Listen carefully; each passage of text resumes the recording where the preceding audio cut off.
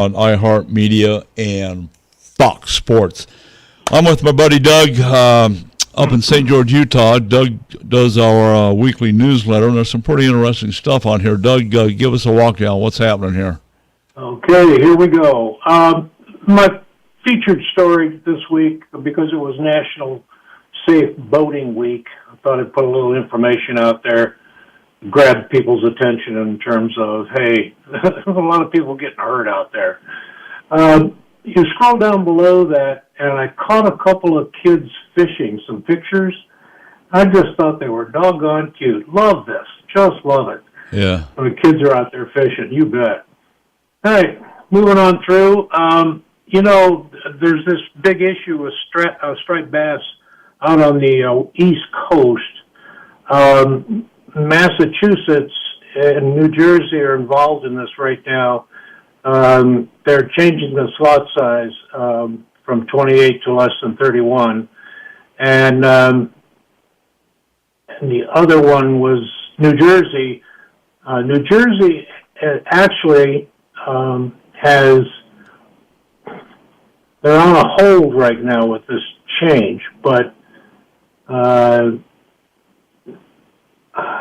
what did they say what New Jersey's problem was other than it was New Jersey? They wanted to think about it. They're going to look at it 1st, 2nd of June or something, 5th of June. Okay. But Massachusetts already going ahead. That's the Democratic way, yes. Yeah, of course. Like most rivers in this country, the Mississippi is right up there blowing its borders. And there was some information on how to fish for these walleye in that river. Interesting article. It's called a fishing float. Isn't too much to it. Let's see. Well, that's pretty interesting in itself because having fished all over the country, I have never equated walleyes to the Mississippi River. You know, I had the same thought, Don. I didn't know there were walleye in that river. Honestly, I never gave it a thought. Mm-mm. Oh, me neither. So, but at any rate, they're loaded up and lined up, along the river, just like we do back in Ohio when they come up the river to spawn. So, moving on, the California recreational ocean in-river salmon fisheries in California to close for the remainder of 2023. Yeah, we knew that was coming. Yeah, we did know it was coming. I think that's going to be a problem for some time to come. In Oregon, there was a felon caught with parts from 57 deer, 2 elk, and an owl. He total was 60 animals, and he's paying the price for this. I don't have it out on the front here, but he's paying a big price. Oh, I know what it is. They haven't had him in court yet, so we don't know what the deal is on that one. Down in Florida, it's the annual Lionfish Challenge presented by Zookeeper. Yeah, that's always fun. This goes from June 1 to October 1st. There's no money involved or anything. They're just like going out and catching these things. Well, this is one of the few ways to lessen the population of these. And it's basically invasive species. They're poisonous. If dealt with correctly in the galley, makes pretty good table fare, but you got to know what you're doing to get past the poison spines. And, I wouldn't even try to clean one of those things. Gee, when they gross. Oh, yeah. And as usual, it's also the annual Florida Python Challenge, but it runs from August 4th through the 13th. $30,000 is up. So I think, I don't know what the top prize is supposed to be, but at any rate, payouts go up to $30,000. Well, now is that for the biggest, the most, or what's the winning equation? Well, I think it's for the most. Okay. I think it's for the most. Okay, in Oregon, there was a bear captured and euthanized after attacking a man in Mount Emily Recreation Area. And the victim is fine. He's recovering. No big deal there. So the bear was tasting the human once again? Yeah. Once again. They must love it, I don't know. Again, Yeah, in Pennsylvania, there was me. what? I understand when I'm in the woods, I'm the other white meat. So.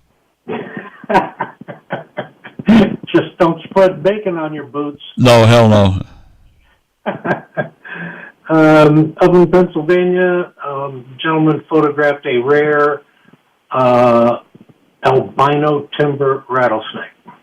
You can see the picture there. That is an interesting looking little creature right there. It is. It is. And every once in a while, somebody will run across albino, whatever species. It could be buffalo, it could be deer, there could be just about anything.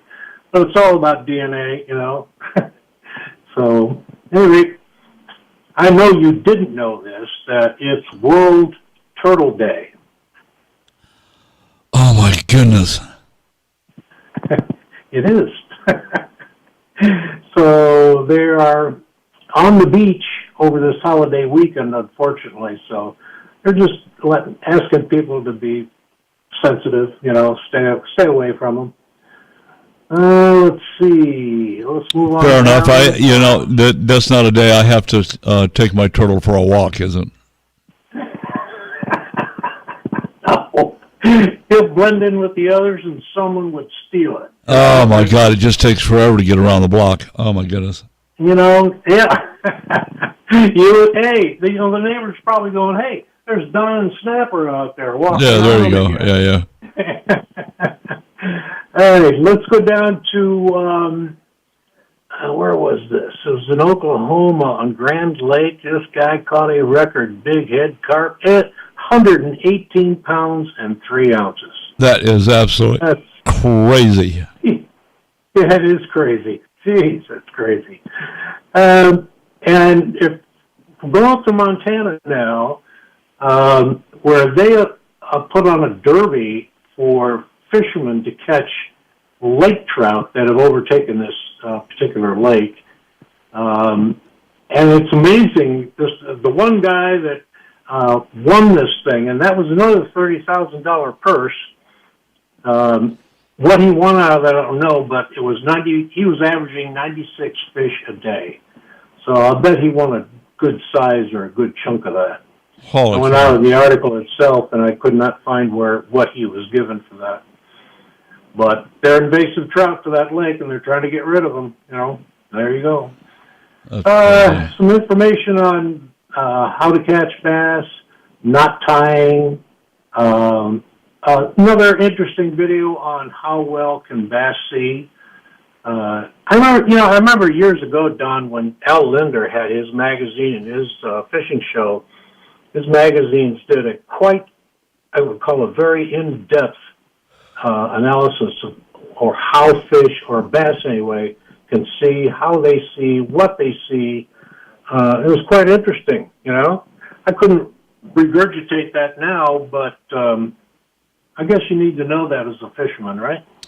Well, you need to know the effects of depth on color, primarily. Sure.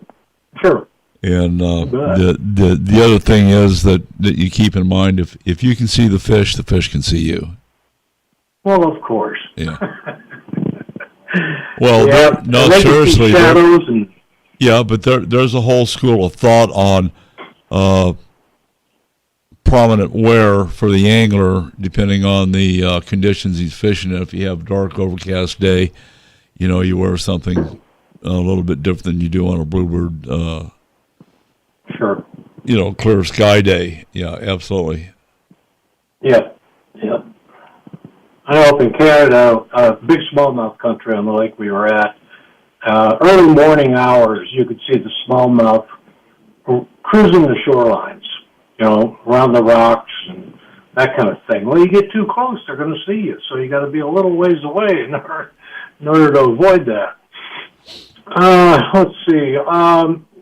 We're still in the throes of a speed limit on the Atlantic coast for big fishing trawlers or fishing boats. It's an 11-mile-an-hour speed restriction. And what's going on here? Okay. Well, as far as I'm concerned, those boats aren't. There are some exceptions that'll run 15, 18 knots, but 11's pretty much what these guys are running. Unless you get in the 35 to 42 foot vessels, private boats, sport boats, they can get up there in 45, 50 knot range at times, but that's not the rule on the ocean. The ocean doesn't, especially over there on the Atlantic seaboard, doesn't allow you to run that fast, period. And besides that, despite NOAA's objectivity and their knowledge level, I think they're full of crap. This is part of the Biden administration nonsense, tying back in with the wind farms offshore and everything else, causing whales to beach themselves. They don't want to do that. They don't want to admit that, but that seems to be the scientific cause of these whales having incidences. Look, they never did it before the wind farms. They're doing it now after the wind farms. So let's see, 2 and 2 is what, 4? Yeah. Yeah, like the orcas up in Alaska. Yeah. They're retaliating. Oh well, that's too bad. Let's see. Yeah, now I haven't talked to anybody on the killer whales having their way with different vessels. I mean, that's. Oh, they are. I saw the videos yesterday on the news. It hit national news. No, I didn't make the news yesterday. We were on the field all day, but I've had incidences off of San Diego coast with whales, killer whales, mind you, playing with 26-foot open console Boston whalers, and we've had them come in on 80-foot vessels. Thank God we're in 80-foot vessels, but we had a pair of them. There was a pod of about 6, but 2 of them decided to scratch their dorsal fins on the bottom of the boat. We're in an 80-foot boat. Wooden boat, probably weighs 80. I'm guessing between 85 and 90 gross tons, and they were causing that boat to, lift at least 4 foot and pitch and roll. It'll give you something to think about, quite frankly. Sure will. The one yesterday, they were shooting video from the boat. Now, this guy with a phone or what, it didn't matter. It was a wooden boat, like you were talking about. The one of the orcas actually put a hole in the bottom. Whoa. So they're frantically trying to get the water out of the boat while they head back to shore. So he did do some damage. Yeah. Well, we watched them play with an elderly couple that, in my mind, they were having a great day, but at their age, I don't think they should have been out doing what they were doing. But we saw a little juvenile orca pushing this 26-footer around, like it was a, blow-up pool toy. So. Yeah. Well, in Arizona, there was a rabies incident that, I don't know, there was a dog that got involved, and the animal's been quarantined. Not a whole lot to it, but, Arizona... It happens. Yeah, it does. Just got to be careful with them. Well, that's one of the things that's not in the newsletter is Game and Fish here in Arizona, up by Prescott, Arizona, has neutralized 4 mountain lions for bad behavior. Pets are missing, and then apparently an adult cat challenged some humans, and that's not a good equation. So they were, let's say, neutralized. So. Yeah. But you need to be, if you have a wild animal that you encounter that's not afraid of you and approaches you, you need to start, getting away from this animal and start thinking about not getting bit, because the likelihood of that animal being sick or carrying some kind of a communicable disease like rabies is pretty damn good. Well, I forgot I had put a video out here on a killer whale that was attacking a boat. It's kind of interesting, for what it's worth. Snake bites are in the picture. They probably will be for a while. And there was it actually was an advertisement for a company called Blocker, and with snake bite up to your knee type protection. So, and then as I mentioned on the show, Bond Arms has got this what they call the Honeybee, and expands the Stinger Rough series with some bigger grips.